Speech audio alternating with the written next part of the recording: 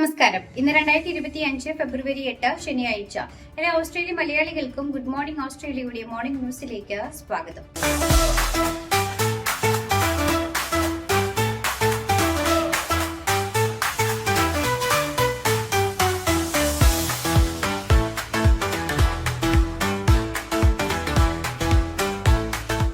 വത്തിക്കാനിലെ ഓസ്ട്രേലിയയുടെ അടുത്ത അംബാസഡറായി Queensland MP കേറ്റ് പീറ്റിനെ പ്രഖ്യാപിക്കുമെന്ന റിപ്പോർട്ടുകൾ. പ്രധാനമന്ത്രി ആന്റണി ആൽബനീസ് ഉടൻ തന്നെ അദ്ദേഹത്തിന്റെ നിയമനം പ്രഖ്യാപിക്കുമെന്നാണ് സൂചന.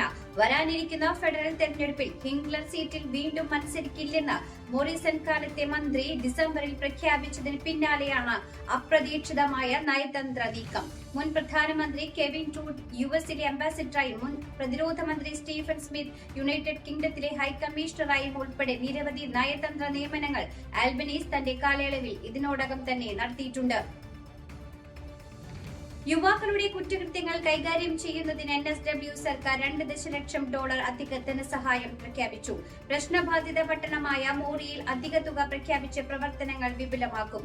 യുവാക്കളുടെ കുറ്റകൃത്യങ്ങളിൽ പ്രത്യേകിച്ച് കവർച്ചകൾ, കാർമോഷണങ്ങൾ എന്നിവയിലെ വർധനവ് നിയന്ത്രിക്കാൻ സർക്കാർ സംവിധാനങ്ങൾ കൂടുതൽ പ്രവർത്തിക്കും. കർശനമായ ജാമ്യ നിയമങ്ങൾക്ക് പുറമെ യുവാക്കളുടെ ഇടപെടൽ വർദ്ധിപ്പിക്കുകയും ബാല്യകാല വികസനത്തെ പിന്തുണയ്ക്കുകയും കമ്മ്യൂണിറ്റി സുരക്ഷ മെച്ചപ്പെടുത്തുകയും ചെയ്യും. ഫെഡറൽ എംപിക്കെതിരെ വധഭീഷണി മുഴക്കിയ വിക്ടോറിയൻ പൗരനെതിരെ കേസെടുത്ത് പോലീസ്. വധഭീഷണി, ജൂതവിരുദ്ധ പരാമർശങ്ങൾ എന്നിവയുമായി ബന്ധപ്പെട്ടാണ് പ്രതിയെ അറസ്റ്റ് ചെയ്തത്. പ്രത്യേക പോലീസ് ടാസ്ക് ഫോഴ്സാണ് കേസിൽ അന്വേഷണം നടത്തിയത്. 2 കുറ്റങ്ങൾക്കും പരമാവധി 5 വർഷം വരെ തടവ് ശിക്ഷ ലഭിക്കാം. ന്യൂ സൗത്ത് വെയിൽസ് എംപിക്കെതിരെയാണ് പ്രതി സോഷ്യൽ മീഡിയയും ഇമെയിലും ഉപയോഗിച്ച് മതവികാരം വ്രണപ്പെടുത്തുന്ന തരത്തിൽ പരാമർശങ്ങൾ നടത്തിയത്. South ഓസ്ട്രേലിയയുണ്ടായ കാട്ടുതീയിൽ mount ദേശീയോദ്യാനത്തിന്റെ 20% കത്തിനശിച്ചു. അഡ്ലീഡിന് വടക്ക് വെല്ലിംഗ്ടണിലെ സ്ക്രാപ്പ് തീപിടുത്തത്തിൽ ഇതുവരെ 3850 ഹെക്ടർ പ്രദേശം കത്തിനശിച്ചതായാണ് കണക്ക്. 4ാം ദിവസത്തിലേക്ക് കടന്നിട്ടും തീ കത്തുന്നത് തുടരുകയാണെന്നും നിയന്ത്രണ രേഖകൾ ലംഘിക്കാൻ സാധ്യതയുണ്ടെന്നും അഗ്നിശമന അധികൃതർ അറിയിച്ചു. കാട്ടുതീ നിലവിൽ ജീവനോ സ്വത്തിനോ ഭീഷണി ഉണ്ടാക്കുന്ന തരത്തിൽ ജനവാസ മേഖലയിലേക്ക് പടർന്നിട്ടില്ല. റീജിയണൽ ന്യൂസ് പേപ്പർ പബ്ലിഷറായ Australian community media print edition കുറയ്ക്കുവാൻ പദ്ധതിയിടുന്നതായി അറിയിച്ചു. ഇതിന്റെ ഭാഗമായി ACMന്റെ പ്രതിദിന പ്രിന്റ് പ്രസിദ്ധീകരണങ്ങൾ ആഴ്ചയിൽ 6 പ്രിന്റ് പ്രസിദ്ധീകരണ ദിവസങ്ങളിൽ നിന്ന് ആഴ്ചയിൽ 1 ദിവസം എന്ന നിലയിലേക്ക് മാറ്റും. അടുത്ത 7 വർഷത്തിനുള്ളിൽ ഘട്ടം ഘട്ടമായാണ് ആഴ്ചയിൽ 1 പ്രിന്റ് എഡിഷൻ എന്ന നിലയിലേക്ക് മാറുന്നത്. Newcastle Herald, Illawarra Mercury, Canberra Times എന്നിവയുൾപ്പെടെ രാജ്യത്തുടനീളം 65ഓളം മാധ്യമങ്ങൾ ACM കൈകാര്യം ചെയ്യുന്നുണ്ട്. കമ്പനി ഒരു ഡിജിറ്റൽ പ്ലാറ്റ്ഫോമിലേക്ക് ശ്രദ്ധ കേന്ദ്രീകരിക്കുന്നതിനാലാണ് പ്രിന്റ് എഡിഷൻ കുറയ്ക്കുന്നത്. മാനേജിംഗ് ഡയറക്ടർ ടോണി കെൻഡൽ പറഞ്ഞു. റീജിയണൽ ന്യൂസ് പേപ്പർ പബ്ലിഷറായ Australian community media print edition കുറയ്ക്കുവാൻ പദ്ധതിയിടുന്നതായി അറിയിച്ചു. ഇതിന്റെ ഭാഗമായി ACMന്റെ പ്രതിദിന പ്രിന്റ് പ്രസിദ്ധീകരണങ്ങൾ ആഴ്ചയിൽ 6 പ്രിന്റ് പ്രസിദ്ധീകരണ ദിവസങ്ങളിൽ നിന്ന് ആഴ്ചയിൽ 1 ദിവസം എന്ന നിലയിലേക്ക് മാറ്റും. അടുത്ത 7 വർഷത്തിനുള്ളിൽ ഘട്ടം ഘട്ടമായാണ് ആഴ്ചയിൽ 1 പ്രിന്റ് എഡിഷൻ എന്ന നിലയിലേക്ക് മാറുന്നത്. Newcastle Herald, Illawarra Mercury, Canberra Times എന്നിവയുൾപ്പെടെ രാജ്യത്തുടനീളം 65ഓളം മാധ്യമങ്ങൾ ACM കൈകാര്യം ചെയ്യുന്നുണ്ട്. കമ്പനി ഒരു ഡിജിറ്റൽ പ്ലാറ്റ്ഫോമിലേക്ക് ശ്രദ്ധ കേന്ദ്രീകരിക്കുന്നതിനാലാണ് പ്രിന്റ് എഡിഷൻ കുറയ്ക്കുന്നത്. മാനേജിംഗ് ഡയറക്ടർ ടോണി കെൻഡൽ പറഞ്ഞു. ഇന്ത്യൻ കൗൺസിൽ ഫോർ കൾച്ചറൽ റിലേഷൻസുമായി സഹകരിച്ച് റൂട്ട്സ് ടു റൂട്ട്സ് സംഘടിപ്പിച്ച അന്താരാഷ്ട്ര ചലച്ചിത്രമേളയിൽ ഇന്ത്യൻ വംശജൻ അരുൺ അശോകിന്റെ ദി ത്രോ ബിയോണ്ട് ബോർഡേഴ്സ് എന്ന ചിത്രം ഇന്ത്യൻ ഡയസ്പോറ വിഭാഗത്തിലെ ഏറ്റവും മികച്ച ചിത്രമായി തെരഞ്ഞെടുക്കപ്പെട്ടു. 35 രാജ്യങ്ങളിൽ നിന്നുള്ള എൻട്രികളുമായി മത്സരിച്ചാണ് അരുണിന്റെ ചിത്രം അവാർഡ് നേടിയത്. ശ്രദ്ധേയമായ ആഖ്യാനം, കലാപരമായ നിർവഹണം, അതിരുകൾക്കപ്പുറമുള്ള മനുഷ്യവികാരങ്ങളെ പകർത്താനുള്ള കഴിവ് എന്നിവയാൽ അദ്ദേഹത്തിന്റെ ചിത്രം വേറിട്ടു നിന്നുവെന്ന് ജൂറി അഭിപ്രായപ്പെട്ടു. മെൽബണിലെ ഇന്ത്യൻ കൗൺസിലിൽ നടന്ന പ്രത്യേക അനുമോദന ചടങ്ങിൽ general doctor Sushil Kumar award സമ്മാനിച്ചു. മുണ്ടക്കൈ ചൂരമല ദുരിതബാധിതരുടെ പുനരധിവാസത്തിന് സംസ്ഥാന സർക്കാർ സ്വന്തം നിലയിൽ തുക കണ്ടെത്തണമെന്ന് കേന്ദ്ര സർക്കാർ. ഹൈക്കോടതിയിലാണ് കേന്ദ്ര സർക്കാർ നിലപാട് വ്യക്തമാക്കിയത്.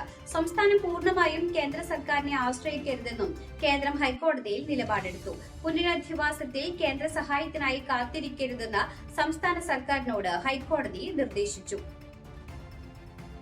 5 വർഷത്തിന് ശേഷം റിപ്പോ നിരക്ക് 0.25% കുറച്ച് റിസർവ് ബാങ്ക്. രാജ്യത്ത് പണപ്പെരുപ്പം നിയന്ത്രണ വിധേയമായെന്ന് വിലയിരുത്തിയ ശേഷമാണ് 6 അംഗ പണനിർണയ സമിതി റിപ്പോ നിരക്ക് 6.50% നിന്നും 6.25 കുറച്ചത്. ഭവന, വ്യക്തിഗത വാഹന വായ്പകളുടെ പലിശ നിരക്കിൽ കുറവ് വരുന്നതിനാൽ സാധാരണക്കാർക്ക് ഗുണം ചെയ്യുമെന്ന തീരുമാനം കൂടിയാണിത്.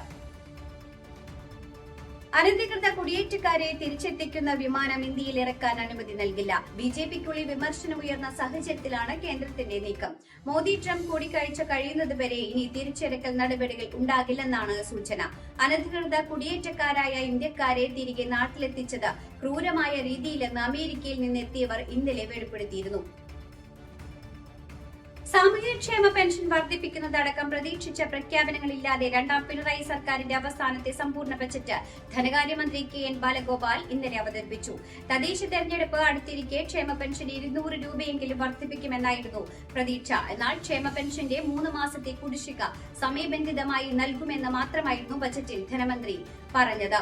സർക്കാർ ജീവനക്കാർക്കും പെൻഷൻകാർക്കും ഒരു ഗഡു ക്ഷാമബത്ത ഏപ്രിലിലെ ശമ്പളത്തിൽ നൽകും. ഭൂനികുതി 50% വർദ്ധിപ്പിച്ചു. കോടതി ഫീസും വർദ്ധിപ്പിച്ചു.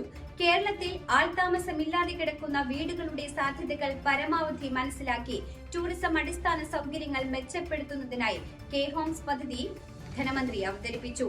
മുണ്ടക്കൈ ചൂരമലയ്ക്ക് പുനരധിവാസ പദ്ധതിക്ക് ആദ്യഘട്ട സഹായമായി 750 കോടി രൂപ അനുവദിച്ചു.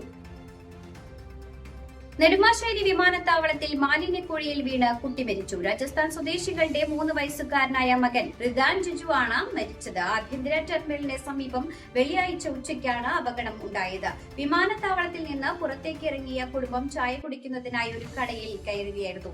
ഇതിനിടെ റിദാനും മൂത്ത സഹോദരനും കടയുടെ മുൻവശത്തായുള്ള പൂന്തോട്ടത്തിൽ ഓടിക്കളിക്കുന്നതിനിടെ പൂന്തോട്ടത്തിന് നടുവിലായി ഉണ്ടായിരുന്ന മാലിന്യക്കുഴിയിലേക്ക് വീഴുകയായിരുന്നു. കുട്ടിയെ ഉടൻ തന്നെ പുറത്തെടുത്തെങ്കിലും മരണം സംഭവിച്ചിരുന്നു. കുഴിയിൽ വലിയ അളവിൽ മാലിന്യം ഉണ്ടായിരുന്നതായാണ് വിവരം. മൂക്കിൽ മാലിന്യം കയറി ശ്വാസം മുട്ടിയാണ് കുട്ടി മരിച്ചതെന്നാണ് പ്രാഥമിക നിഗമനം. ഇതോടുകൂടി വാർത്താ ബുള്ളറ്റിൻ ഇവിടെ അവസാനിക്കുന്നു. എല്ലാ പ്രേക്ഷകർക്കും നല്ലൊരു ദിനം ആശംസിക്കുന്നു. ഇനി കൂടുതൽ വാർത്തകളുമായി നാളെ കണ്ടുമുട്ടാം. എല്ലാവർക്കും നന്ദി, നമസ്കാരം.